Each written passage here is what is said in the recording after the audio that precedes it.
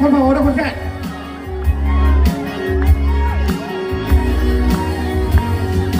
มาเพื่อรับคือเบาเกินไอยองเมฆนสังเมฆนไอคนเป็นอะไรนะ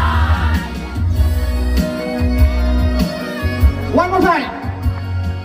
มาเพื่อรับคือเบาเกินไอยอง